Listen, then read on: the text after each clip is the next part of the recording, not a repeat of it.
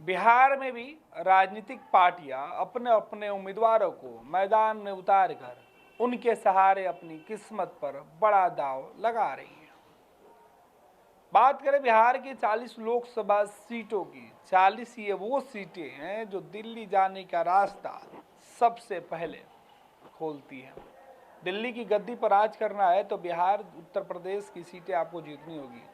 120 सीटों का पूरा हिसाब होता है बिहार और यूपी मिलाकर, और यही 120 आपके राजनीतिक सफर का सबसे बड़ा प्लेटफॉर्म है।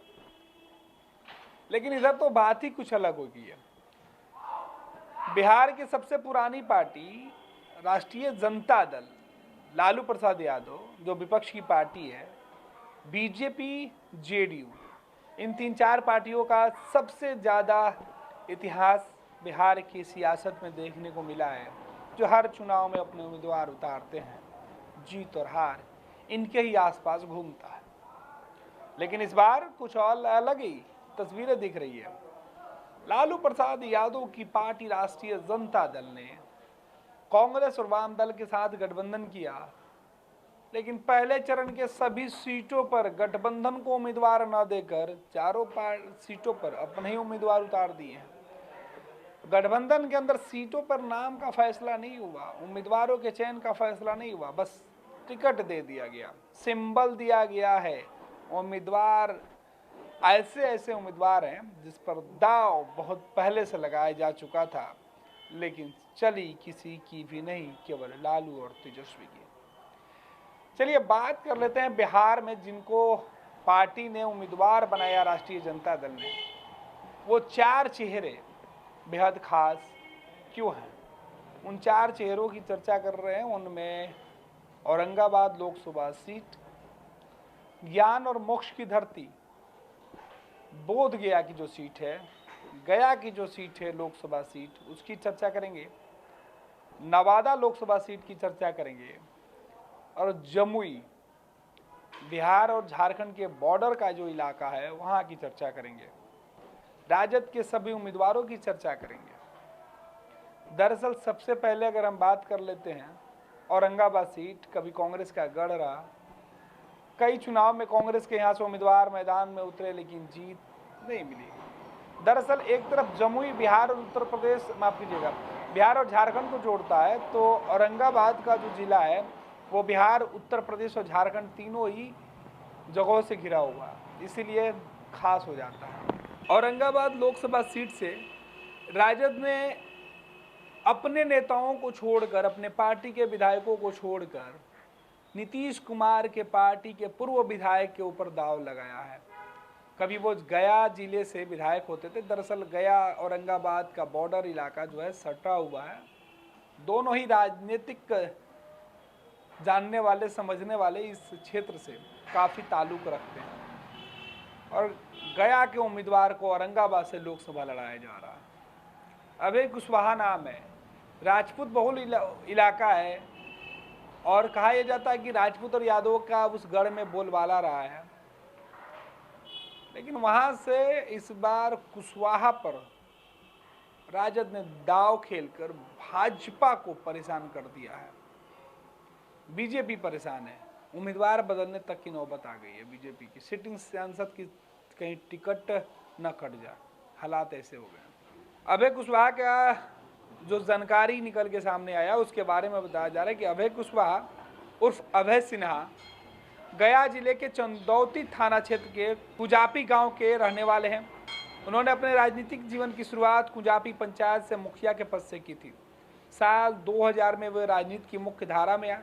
इसके बाद गया जिले के जेडीयू के जिला अध्यक्ष और संगठन सचिव का दायित्व निभाया। साल 2020 में टेकारी की जगह बेलागंज विधानसभा क्षेत्र से चुनाव लड़े, लेकिन हार गए। जेडीयू के उम्मीदवार थे, लेकिन लोकसभा सीट में टिकट मिलने से ठीक एक दिन पहले राजद में शामिल हुए हैं, और लालू प्रसाद यादव ने लालटेन का सिंबल दे दिया चुनाव लड़ने के लिए, और औरंगाबाद लोकसभा सीट से अपना उम्मीदवार बना दिया अभय कुशवाहा को। दरअसल अभय कुशवाहा तब सुर्खियों में आए थे जब 2015 में महागठबंधन के उम्मीदवार बने थे। तब बीजेपी ने इनका एक पुराना वीडियो निकाला था जब वो जेडीयू के जिला अध्यक्ष हुआ करते थे, जब गांव में काम करते थे, पंचायत में काम करते थे, तब वो एक जो है उनका एक वीडियो सोशल मीडिया पर काफ़ी चर्चा में था।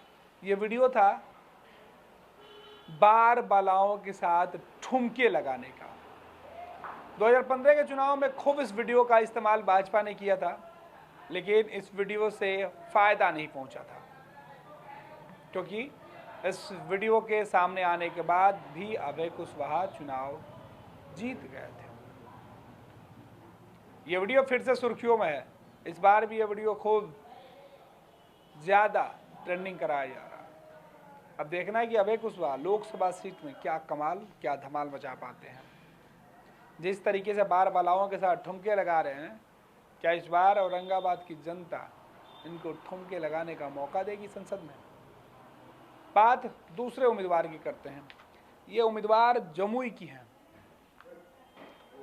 जमुई सुरक्षित सीट है और इस सीट पर चिराग पासवान 2 दफे से सांसद थे, लेकिन बदली हुई परिस्थितियों में चिराग ने इस बार हाजीपुर सीट को चुना और जमुई से अपने बहनोई को लड़ाने के फैसले किए हैं।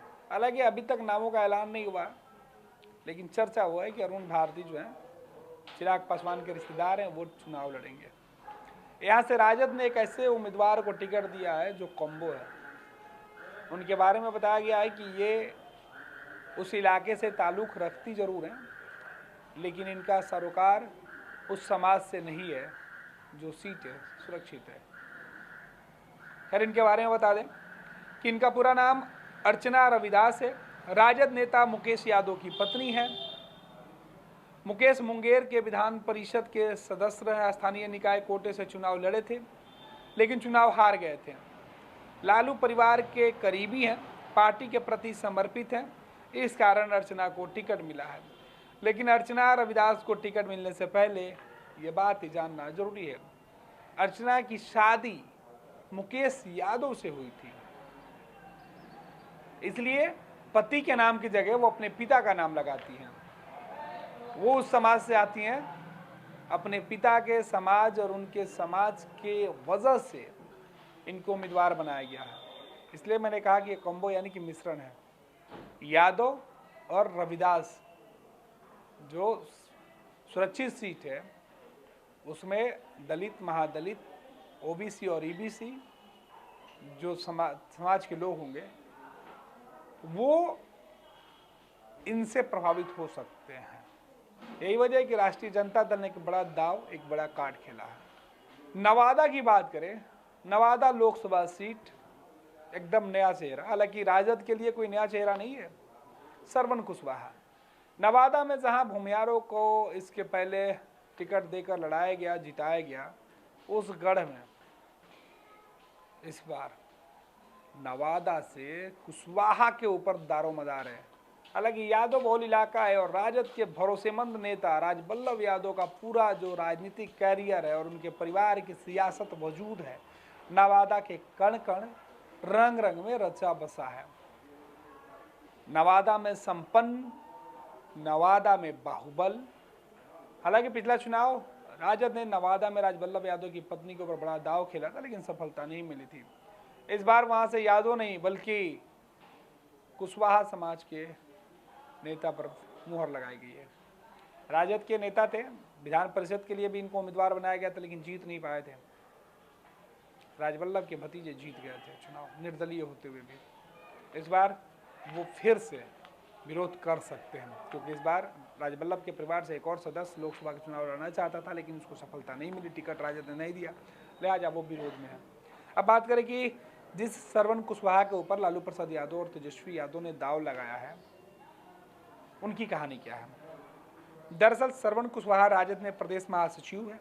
राजद ने उन्हें नवादा लोकसभा का प्रत्याशी बनाया।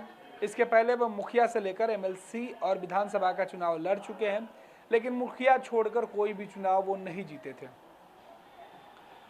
पहली दफे राजद के सिंबल पर एमएलसी का चुनाव लड़े, बुरी तरीके से हार गए थे। पूर्व मंत्री राजबल्लभ यादव के भतीजे अशोक यादव यहाँ से चुनाव जीते थे। 2020 में नवादा से विधानसभा का चुनाव लड़े, लेकिन हार गए।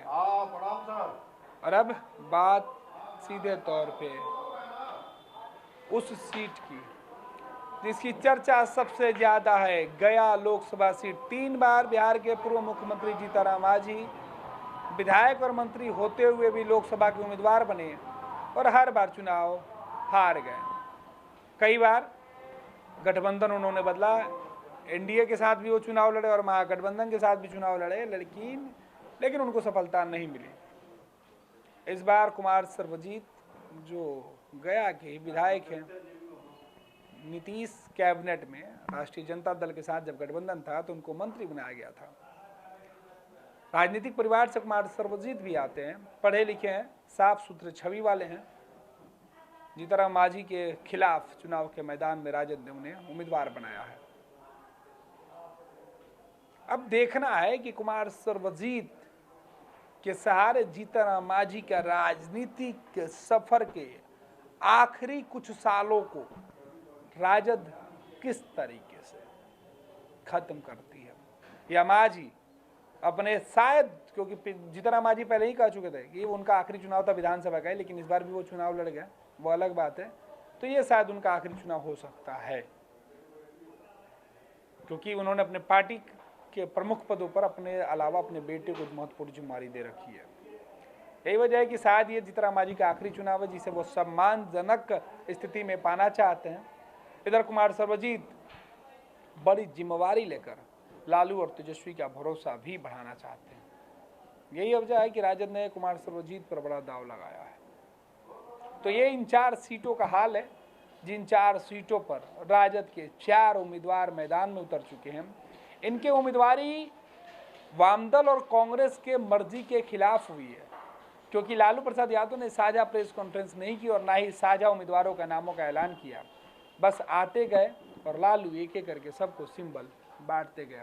लालू के इस टिकट बंटवारे पर, सिंबल देने पर सवाल भी उठा, लेकिन लालू परवाह किसकी करते हैं। लालू तो अपने मन से अपनी पार्टी और अपने बिहार में गठबंधन को चलाते हैं।